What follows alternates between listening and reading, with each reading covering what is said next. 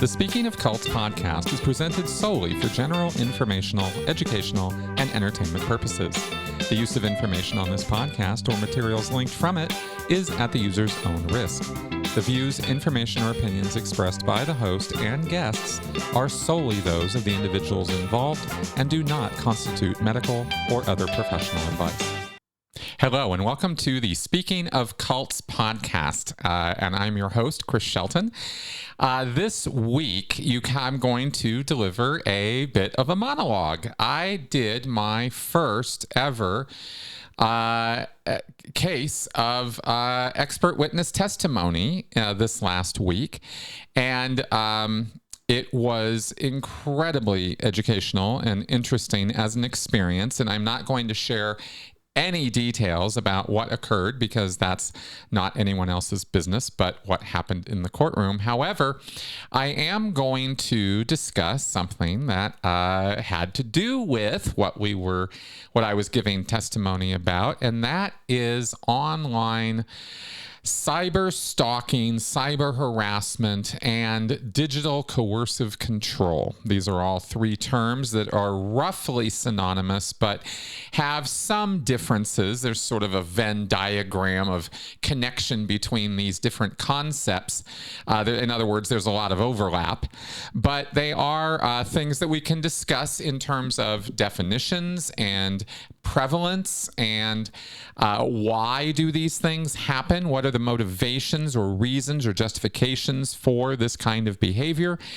Of course, this should be rather obvious to my ongoing audience, how this relates to cultic activity and what cult leaders and cult members can get up to both inside while members are inside the cult and after they leave. There can be incidents of all of these things in and out of a cult situation. And of course, what can we do about it? What sort of services, resources, legal roads do we have, avenues do we have to fight back against any of this kind of behavior? This is a not super well studied. This has been studied to a degree, more so now than ever before, but it's a fairly recent phenomenon based on real world phenomena: stalking, harassment, following people around, being an unwanted or nuisance presence, or even dangerous and overbearing presence in somebody's real world life has been something that human beings have been dealing with ever since, for 30,000 years of our societal development and growth, right, and experience. But the cyber world has only been a relatively new invention, and so that behavior translating over into the virtual world is something that has only really been studied here and there over the last 20 years. But like I mentioned, we have more and more studies of this more recently, and from those studies is where I drew this information that we're going to go over today. So let's go ahead and get right to it. And I've got a lot of papers for my listeners to hear about here today of some statistics and percentages and numbers and things we're going to go over, as well as, first off, let's cover some definitions. What is it that we are talking about exactly? And I want to put this note up at the very beginning of the show just to be super, super clear about the numbers and figures and statistics and stuff that I'm going to throw around. These are general estimates and may not capture the full scope of online bullying, cyber stalking, and cyber harassment due to underreporting, variations in definitions, and changes in technology and online behavior over time. What was maybe happening 20 years ago has changed over time as tools and resources become more available to the stalkers and to the predators to, say, find people's addresses or track them down or get their personal information. It has become easier now than ever before for people, for bad actors, to be able to get hold of that information. Mostly, by the way, by taking advantage of good actors, good sites, places where people are trying to reconnect or places places where people are trying to find genealogical information or, information about their relatives or their past or high school reunion things. I mean, there's so many different places that people go to reconnect or find other people that were significant in their lives. Well, it turns out that bad actors, stalkers, harassers, cults, etc., can use those same services deceptively to find out people's personal information and use it against them. So these kinds of things make it difficult to say that we have solid statistical information, from 2000 forward on all of these different behaviors, and that's why they sort of merge and mix up between them. Cyberstalking, cyber harassment, and digital coercive control are all forms of online abuse and manipulation that can have serious psychological and emotional impacts on victims. These phenomena are not limited to any specific context, but they can certainly manifest within cultic activities where manipulation and control are often prevalent. So, when we're talking about cyberstalking, this involves the repeated use of electronic communications to harass, intimidate, or frighten an individual. This can include sending threatening emails or messages, monitoring someone's online activity, or even tracking their physical location through GPS. In a cultic context, cyberstalking might be used by leaders or members to keep tabs on dissidents, ex-members, or anyone perceived as a threat to the group's beliefs or practices. For example, cult leaders might employ cyberstalking tactics to monitor and intimidate former members who have left the group. This has been codified in some groups like Scientology, where they have a name for it. It's called fair game. And that doesn't just include online activity. That includes all of the things they do in the real world and virtual world to go after and stalk, harass, intimidate, threaten, and basically be complete jerks to former members. This happens across the boards with cults and is not just isolated to Scientology and its fair game tactics, though. This is something that every single cult does in one fashion or another as part of the package of being a cult. Now, cyber harassment refers to the use of digital platforms to repeatedly send offensive, threatening, or abusive messages or images to an individual. This can take the form of online bullying or trolling or spreading malicious rumors or lies about the victim. In cultic activities, cyber harassment might be directed towards individuals who speak out against the group or its practices. Once again, you can see easily here the overlap.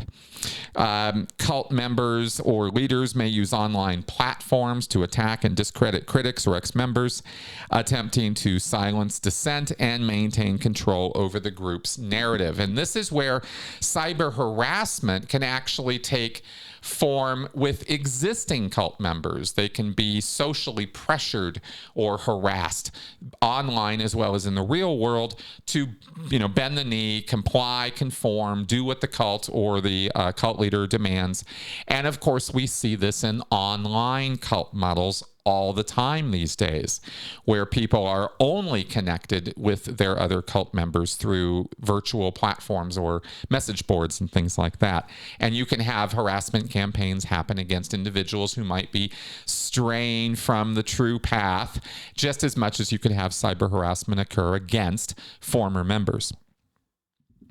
And then finally, there's this term digital coercive control, and this is a fairly new term.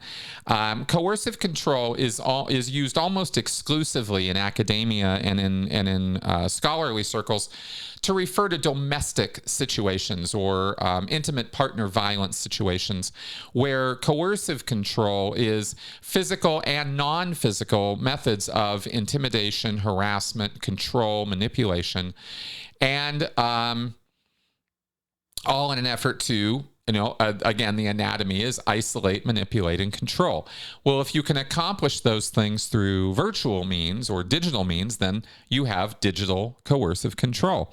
And of course, with the way that I talk about and have studied this material and the way it was taught to us, is that coercive control actually is a set pattern or habits or set of behaviors that can exist not just in intimate partner violence or domestic situations or domestic partnerships, but can also happen in gangs or cults or groups of any kind or size, as well as in the realm or domain of human trafficking. And all of what we're talking about here very much applies to how people have been sort of subsumed into and taken control of for purposes of trafficking them. So digital coercive control involves the use of technology to exert power and control over another person in a relationship. This can include monitoring their communications, restricting their access to information or resources, or using threats or manipulation to influence their behavior. In cultic contexts, digital coercive control tactics might be employed by leaders to maintain dominance over followers. Again, we're having overlap in these things. For example, cult leaders might closely monitor and control their members' online interactions, restrict their access to outside information, or use social media to enforce the group's norms and rules and guidelines and isolate people from dissenting points of view. Isolation is not just locking somebody up in a room. It can be isolating their sources of information or their sources of finance and things like that. Now, in cults, these online abuse activities can exacerbate or can contribute to the already skewed power dynamics that are already part of the group. That's part of what makes a cult, is that too much power is invested in the leader and no power is given down to or invested in the followers. So these are tools, these three things that we're talking about: cyberstalking, cyber-harassment, digital coercive control, are really just more tools in the toolkit for the cult leader or leadership to, or predators at all, individual predators, to isolate, manipulate, and control. Yes, and of course, furthering the dependence upon the predatory leader. Right? That's what you want to do. It's all about keeping the person under the sway or control of the nefarious leaders. Now, how prevalent is this? Now, we're going to cut into a few numbers here. I'm going to try to keep this to a minimum, but there's a lot here. And I want to go over this because I want to be clear what the problem is. We've defined what the behavior is, but now how often does this happen? How often are we seeing this in the big wide world out there? And unfortunately, we're seeing it quite a bit. And it's a growing problem as populations increase and as online behavior and presence increases, and as our dependency on the digital world increases to the point now where we really can't have much of a life or interaction with other people if we don't have a social media or internet presence. Predators and harassers and stalkers know this, and so we're going to see more and more of this kind of behavior as time goes on. Now, again, these sources and methodologies are various and pretty wide array of studies that have been done on this over the years using different methods and different definitions and things. So these numbers and figures are not precise, exact figures. They're generally given in ranges, but we can get some idea of what we're looking at here. Online bullying as a topic or as a subject, according to the Cyberbullying Research Center, approximately 15 to 20% of youth in the United States have experienced cyberbullying at some point during their lifetime. And a lot of the figures and studies done on cyberbullying skew toward younger people more so than the kind of cyber stalking and digital coercive control behavior that tends to focus more toward adult or mature audiences. But again, lots of overlap here, okay? When we're talking about online bullying, we are not just talking about what teenagers do to each other online. Adults do it too. But studies of that, distinct from studies of how adolescents or kids are doing this, not as prevalent. So we have a lot more figures for kids and adolescents. And so what we get is, let's Let's see. Yeah, it varies depending on the age group, with adolescents being more likely to experience cyberbullying compared to younger children. Not only is cyberbullying a problem for adults in abusive or toxic relationships, but it's on the rise with the younger generations. And this itself is going to have a downstream effect of, the more bullying and harassment that people either experience or engage in, the more they're probably or likely going to engage in those same behaviors later on in their life, unless, some intervention or somebody, steps in and stops it. So since 2002, this is a quote from the Cyberbullying Research Center, so I just thought I'd quote them directly on this. Since 2002, we have surveyed over 35,000 elementary, middle, and high school students in 16 different studies throughout the United States. Overall, about 30% of the teens we have surveyed over the last 12 studies have told us that they have been cyberbullied at some point in their life.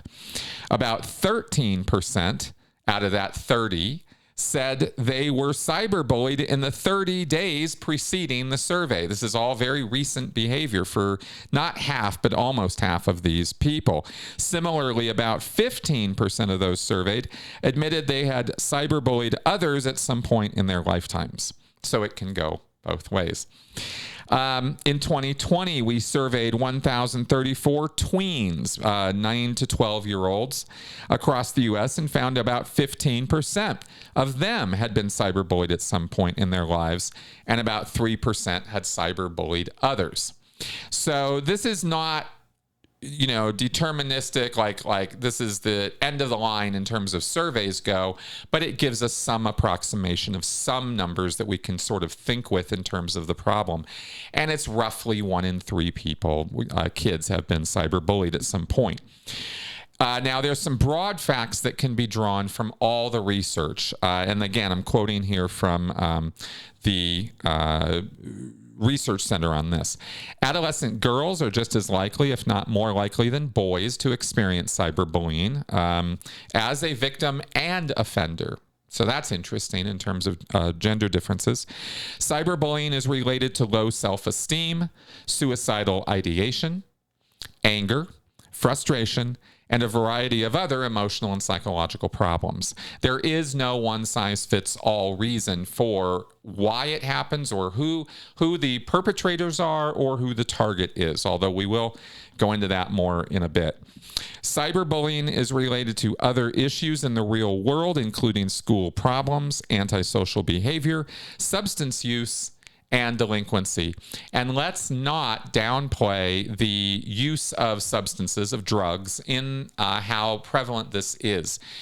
Drugs can often bring out the very, very worst versions of ourselves. Excuse me. And you find on many, many cases of cyberbullying and harassment that it is drug-fueled rages and activity behind it.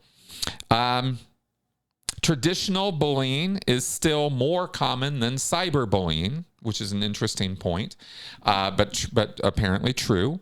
And traditional bullying and cyberbullying are closely related. Those who are bullied at school are bullied online, and those who bully at school bully online. Right? That's not hard to see or figure out at all. All right, so that has to do with online bullying. All right, and again, that's, as you can see, a lot of the research is skewed toward the younger generations on that. But when we get to cyber stalking, well, the prevalence of this is more challenging to measure accurately due to the clandestine nature of the behavior and the varying definitions of cyber stalking across studies. And this also makes this a difficult point to research because there is no universally agreed definition of cyberstalking or any of these terms, to be honest. These are sort of roll it as you go. We're doing the best we can to sort of, conceptualize this behavior and then, and describe it and then study it. A report by the Bureau of Justice Statistics found that an estimated 4.6 million individuals of age 16 or older have experienced stalking. Somewhere when they looked at it from 2006 to 2016, with approximately 60% of stalking incidents involving some form of cyber stalking. So if we look at, again, with 16 and older, from 2006 to 2016, they found 4.6 million individuals in this country had been stalked, and of those, 60% involved some online component. The number of federally prosecuted cyberstalking cases has grown steadily since 2014, but we're not talking about a lot of cases of prosecution here. Okay, compared to the number of incidents of it happening, which number in the millions, 2019 had a peak of 80 cases filed for prosecution at the federal level. And federally, this becomes a federal matter because of the state lines issue and crossing state lines. Often, and as we'll cover, often this happens over state lines. So somebody in Virginia can be cyber stalking or harassing somebody in Nevada. That makes it not just a state issue, but also potentially federal. A total of 412 cases filed between 2010 and 2020. In the majority of federally prosecuted cyberstalking cases, the victim knew the offender. The prevalence of cyberstalking versus real-world stalking can vary depending on the sources and methodologies used in the studies. That's where we get the 60%. There's maybe some online activity connected with it. It's generally recognized that cyberstalking has become increasingly common, of course, due to the prevalence of digital communications. And many instances of this, of course, are very, very difficult to assess or study because they go unreported. And there are reasons for that, of course, as well, which we'll talk about. And then finally, we have here cyber harassment. So we have cyber stalking, and then we have here cyber harassment. But according to the Pew Research Center, around 41% of Americans have experienced some form of online harassment, with women and young adults being disproportionately affected. All right, 41% from Pew Research. What kind of effects do these behaviors have on the victims? What happens to people who are at the receiving end of these campaigns? And I call them campaigns because cyber stalking and cyber harassment are not one-offs. You're getting a trolling message of insults and personal remarks is not really what we're talking about. We're really talking about coercive control, which is a repeating pattern of behavior, a campaign that is intended to drive the target down and make them feel worse and worse and worse, and perhaps even engage in real-world violence against others or themselves as a result. That's not always the purpose of the activity, but you'd be surprised how often that comes up. So what kind of effects are we talking about? Well, there can be profound psychological effects, and they can manifest in different ways. First off, for cyber stalking and harassment, you can have the fact of anonymity and perpetual presence. And what I mean by this is perpetrators of cyber stalking and cyber harassment can often remain anonymous, and they can create multiple online personas. It's not just one account coming after you. It can be 5, 10, 20, all coming from one person. And you, as the target, have no idea, is it 1? Is it 20? Is it 10? How many people are out there coming after me? And this can contribute to a sense of helplessness and fear. Additionally, the online nature of the harassment means that it can occur at any time, leading to a constant feeling of being watched or monitored.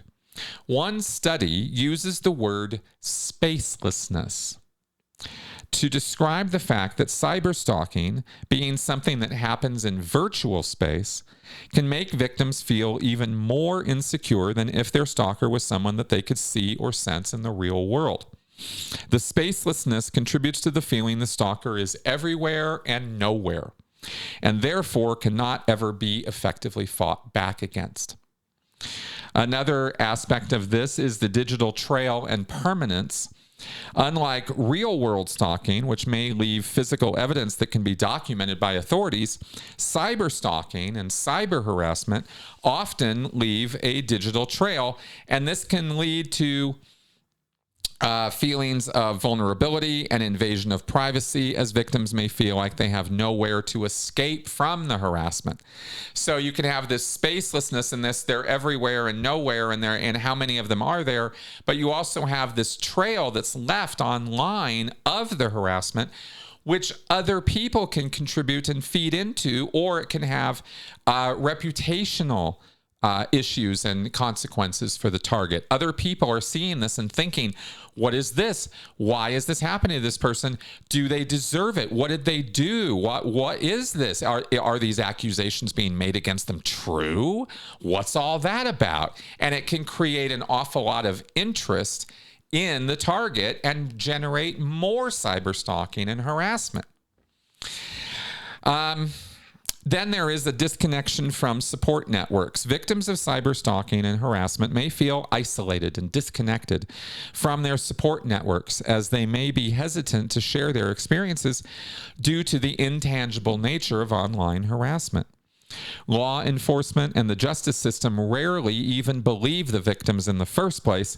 They often don't understand the nature of the problem or the intended psychological consequences of it.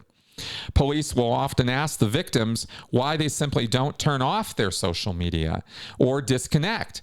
Then they fail to understand both the dogged persistence of many online stalkers and the ease with which an individual or a group of people can completely terrorize their target without even having to live in the same state or country. This can happen across the world and still have more of a psychological impact on the victim than if the stalker was standing outside their house all day. It can be that crazy. All right. Now, in terms of, those are some of the consequences or some of the psychological or mental consequences or legal problems with this. There's also the fact of that often this is combined with real world activity too. It's often a combination of things, not just one domain or the other. And so when you bring in real world stalking and harassment, you have these additional psychological issues and consequences. Perpetrators may physically follow or surveil their victims, leading to heightened fear for their safety. Victims might constantly feel like they're being watched or followed, which can lead to significant anxiety and a condition called hypervigilance. And that is where your fight or flight is tuned up, ratcheted up so hard that it's never turning off. And this is a key component of things like PTSD, post-traumatic stress disorder, or complex PTSD. When you end up gathering many instances of this over time. Here's an incident, and then here's another one, and then here's another one, and then here's another one. And this happens, say, over a year or 2 years period of time, you can actually develop a complex PTSD situation just from this. Real-world stalking can disrupt victims' daily routines and activities, as they may feel unsafe leaving their home or going about their usual tasks. In fact, one of the purposes of online and real-world stalking and harassment is to create this exact feeling of terror at the very prospect of leading a normal life. The manipulators or the predators want the target to feel afraid every minute. And if that's not pathological, I don't know what is. This can lead to social withdrawal and avoidance behaviors, as victims may try to minimize their risk of encountering the perpetrator. Now, in terms of why does this happen? Let's talk about that for a second. What are the justifications for this? You know, I found one study I was fascinated because in Scientology, of course, we always use the word justifications. How did you justify that? And in the study I was reading, the term they used for that were the neutralizations. How, you know, how is it that the perpetrators or the cult leaders or the manipulators, how do they neutralize their behavior? How do they make it so that it's okay in their mind that they do what they're doing? And there are a number of reasons for this. It can vary quite widely, and it's not always pathological by any means. But they are engaging in behavior that is harmful. Every time this is harmful behavior. When you're getting up to the level where you're calling it cyberstalking and cyber-harassment or digital coercive control, you are talking about behavior that is inherently harmful to its target. This is not something that you get a pass for. And unfortunately, the prevalence of it, the volume of it that happens, makes accountability so very difficult for people. But let's not make the mistake of just because it's so common and just because it happens all the time, in other words, doesn't make it okay. None of this is okay. But why does it happen, right? Well, let's take a look at this, because understanding the motivations behind this can be useful for developing prevention and intervention strategies and holding perpetrators accountable. Okay, so there's six various reasons why this might be happening to somebody. Retaliation or revenge is number one, right? They may perceive themselves, the cyber harassers or the cyber stalkers may perceive themselves as seeking revenge or retaliation because they have been wronged somehow. This could include past romantic partners or colleagues or acquaintances with whom they've had conflicts or disagreements. And sometimes an online disagreement can be the simplest, stupidest disagreement can be cause for some of the most egregious behavior as it just gets ramped up higher and higher and higher, and things get more and more out of hand. You can have a case, and these 6 reasons, by the way, are not all independent of each other. You can have multiples of this in one or a group of people. Number 2 is obsession or fixation. They may become fixated on a particular individual, often driven by feelings of infatuation or jealousy or possessiveness. They may engage in this stalking or harassment as to maintain a sense of control or dominance over the object of their fixation. And this can go on for years. There was a case of a man who had been jilted by a woman in high school. He had pursued her romantically and she had rejected him. He kept a website on this woman. He stalked her for years. I think something on the order of 10 or 12 years before he went fully pathological and wrote about her. I mean, it was all there, but the law enforcement never did anything about it because it was just his rantings and writings on his blog until the day he went out and got a gun and went and killed her and then killed himself.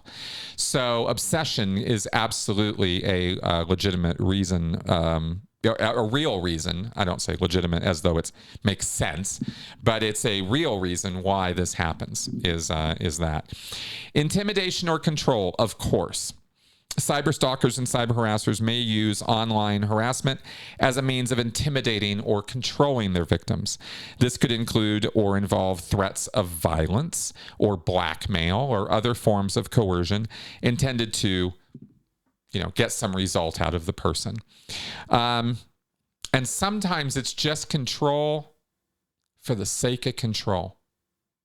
There's no end goal. There's no end target. There's no money or other thing that they're trying to get. They just get off at watching the antics of their target. Attention seeking or notoriety. Some cyberstalkers may engage in their behavior as a way to gain attention, either from the victim or from a wider audience, or both. They may derive satisfaction from the sense of power or influence they perceive themselves to have over their victim's life. And again, we see the Venn diagram here of these different things coming together. Number 5 could be boredom or thrill seeking. I find this one particularly egregious simply because it's so it's so random. It's so heinously random. Just simply driven by boredom or a desire for excitement or stimulation. This would be the sort of thing you would see when you're talking about 14-year-olds out of their basements who simply get off on calling 100 or 150 incidents of swatting around the nation, as was recently found in some kid in Florida who's under arrest now. They tracked him down. I think it was 150 different incidents of swatting that he had called into various schools and mosques and churches and various places. Because, I'm not saying that this is the only reason he did it, but this immature, almost, again, pathologically immature state of mind where, for no other reason than because you find it fun to massively disrupt and even potentially threaten the lives of people over swatting. That's absolutely insane. And then finally, psychological issues, right? Which I happen to think are prevalent in all of this. I'm not going to say every single person is full-blown disorder or is fully blown, psychosis, but I don't see how anyone could engage in these behaviors repeatedly and not have some degree of antisocial pathology. That's my opinion. In some cases, they may be underlying psychological issues such as personality disorders, impulse control problems, or unresolved trauma. These issues can contribute to the behavior and may require professional intervention. None of these things are an excuse for the behavior. I don't care how much trauma you have. You never have the right to do these things to anybody for any reason, ever. You just don't. So there is that. And those are some of the justifications for why it happens. So then finally, let's take a look at what can it be done about it. All right, what is the best handling for this? Well, obviously unplugging, disconnecting, moving off, whatever, might be something to be done. Is that, is there anything that's guaranteed to make this stop? Not really, just because of the nature of it and because of the fact that there can be groups of people that get together to do this. If it's one perpetrator and you put the perpetrator in jail or you somehow restrain them through a restraining order or through prosecution or through fines or some other way, you get them to stop, fine, then boom, it's over. But if there's a group of people and you go after one of them and then somebody else comes into the group, then that person is suddenly a new person and it all starts again. And then maybe you deal with them and then another person has gotten in. So this can be a self-perpetuating problem of magnitude for individuals. And the difficulty and stress and trauma that creates cannot be underestimated. It is, all the things we've talked about. And as that continues, as they continue to be victimized, it can be a real problem. So can one fight back? Well, here are some of the issues. The anonymity and jurisdictional issues. Perpetrators often remain anonymous or operate from different jurisdictions, right? Like we mentioned, over state lines, in different countries even, making it difficult for law enforcement to identify and apprehend them. The borderless nature of the internet complicates investigations. Because the laws in other countries or states might even be different. And so trying to prosecute in one location might not be as easy as you might think it is because the perpetrator is in a different location. Then there's digital evidence collection. Unlike real-world stalking and harassment, which may leave physical evidence like fingerprints or surveillance footage, cyberstalking and cyber harassment often leave behind digital evidence, but it requires specialized techniques and tools for collecting and preserving them. Law enforcement may lack the resources or expertise to assist with this. Over time, more recently, there have been professional services popping up with an aim toward helping victims to accumulate or collect that evidence so that they do have a record, a running record, digital trail of the harassment or the stalking.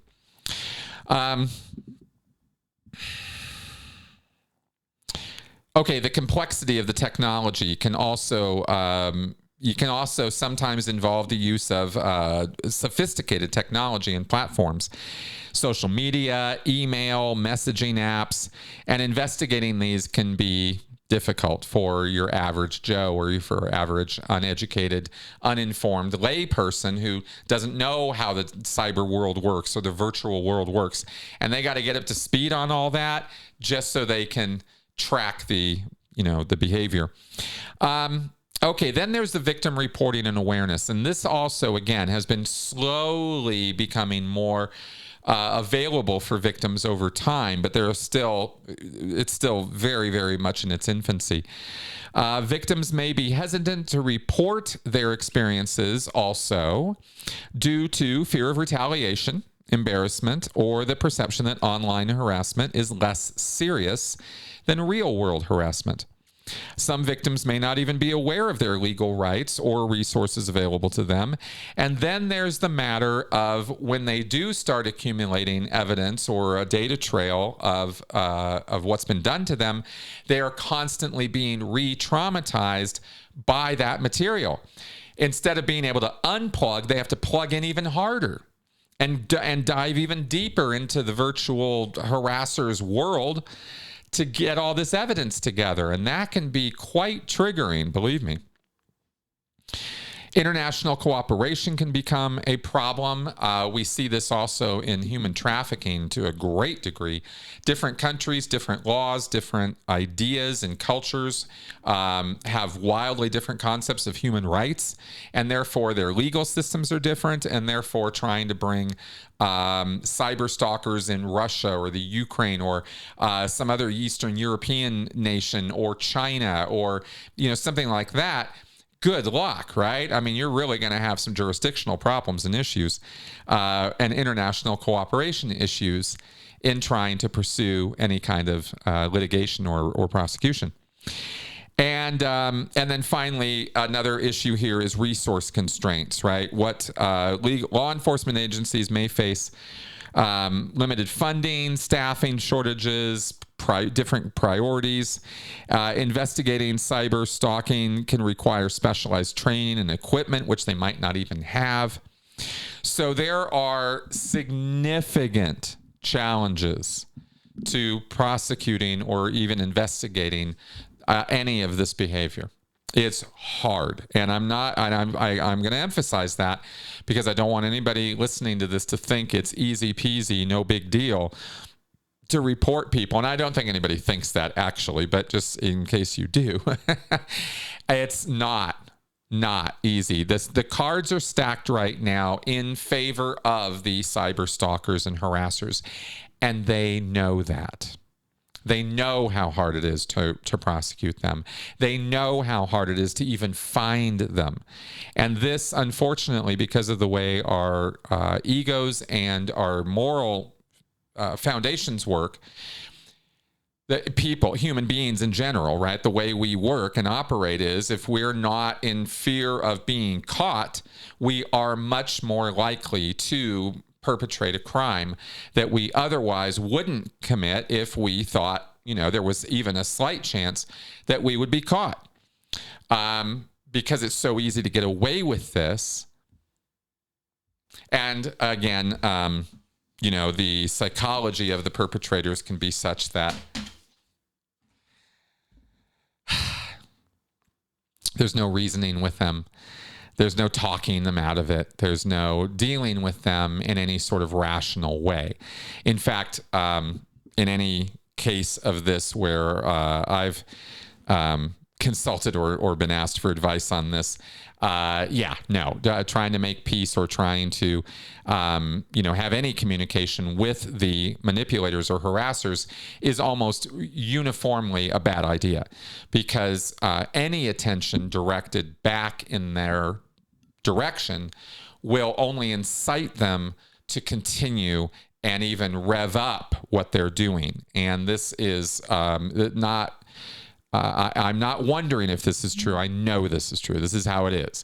So generally, there's not a lot of recourse in trying to, be reasonable and rational and that sort of thing. You either got to unplug and get away from it entirely and hope that works, and that the depending on the circumstances, of course, but hope that the manipulator or the predator or the stalker will move on to some other target or just get bored or whatever, because you're not presenting yourself as a very interesting or engaging target. That can be oftentimes, most of the time, the only real strategy left for a victim of this, because law enforcement cannot be counted on really to do much of a job with this, unless you have unless the case is revved up to such a point that the damage is obvious and provable, and the evidence is laid out, and a case, a lawsuit, a restraining order, even criminal prosecution could then be brought against the perpetrators. Okay, so it's basically a road fraught with difficulties. There's a lot of problems and a lot of complications to it. This is the nature of the world that we live in these days. I don't want it to be hard. I don't want any of this to be complicated. That doesn't make me happy to talk about it this way. I want to give people solutions to these problems, but they are difficult, complicated problems, as I've laid out here today. And I just wanted to go over all of this because, one, it was on my mind, of course, and two, because it's a prominent part of cult dynamics and behavior these days. This is not disrelated at all, right? This ties into every cult out there and the digital virtual world. And this is something that we're going to have to put more attention on over time. We're going to have more regulations and more laws in place to protect people and their rights, to privacy, to individuality, to freedom from being harassed and stalked by bad actors. Nobody should have to endure that. If you have a problem with somebody else online, keep it to yourself. Or write a blog or something, but this online stalking and harassment stuff that goes on is for the birds. So that's kind of how it is these days. Anyway, I wanted to put this podcast together, a little impromptu, kind of got a bunch of facts together and delivered them to you. I hope today's episode is somewhat informative and educational, probably not super entertaining, but hopefully informative, and hopefully this information can be considered and used, and maybe other solutions or ideas or tactics for fighting back might exist out there that I'm not aware of or don't know. And if you do, please let me know in the comments to this podcast, either on YouTube or otherwise, what your thoughts are on this. I would very much like to hear. This is a problem that is not going away. And it's an issue that is going to have to be dealt with by our law enforcement agencies and our justice system at some point, taken much more seriously than it has been up to now. And I am very impatiently waiting that day. All right. So thank you very much for coming around and watching this or listening to this podcast, as the case may be. I will see you guys next week. Bye-bye.